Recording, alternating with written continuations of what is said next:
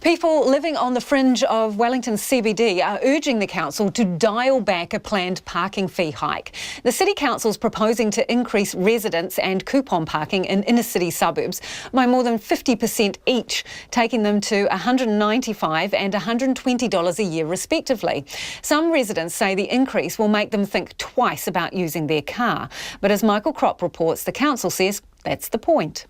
Parking's at a premium in Wellington, even outside the CBD. In suburbs on the city's edge, houses sit cheek by jowl, built right up to the pavement. There are few garages, but plenty of cars. People have been paying $126.50 for a yearly permit, but now the council wants them to pay more. City Councillor Iona Pannett says it's a necessary step. Instead of saying, look, we need more parking, we actually need to reclaim our streets for our children, for the environment. There's a slew of increases planned across Wellington's parking spectrum. Residents, coupon and metered parking fees are all set to go up, with the increased revenue to be spent on road maintenance. Ms Pannett, who's pushing to make the city more sustainable, thinks the costs could go even higher. What we've done is externalise the costs of private vehicle use to the environment.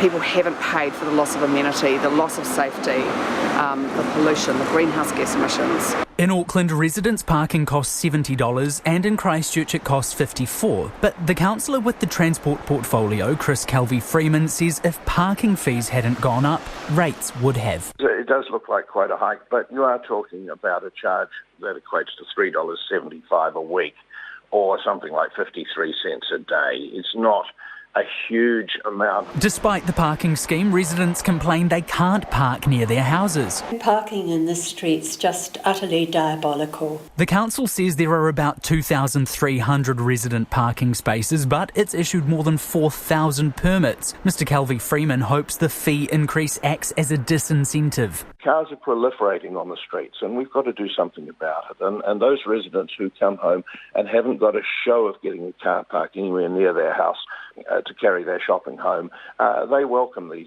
parking charges. Do they really welcome them though? Because petrol prices going up as well as parking going up, I would obviously reconsider. Half the time I'm not even guaranteed to park. I'll come home, there's no parks. So I guess I just don't see the need for an increase when half the time I don't actually get what I'm paying for. It's not a huge increase, it's not because you have the benefits of parking on the street.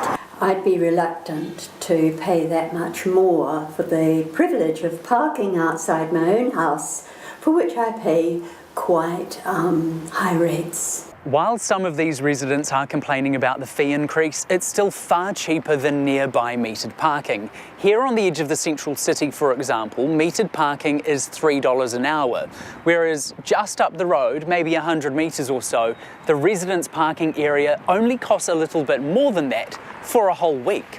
But for those who think that's too steep, the councillors suggest they get rid of their cars and rely on car sharing and public transport instead. For Checkpoint, call Michael Cropp there now.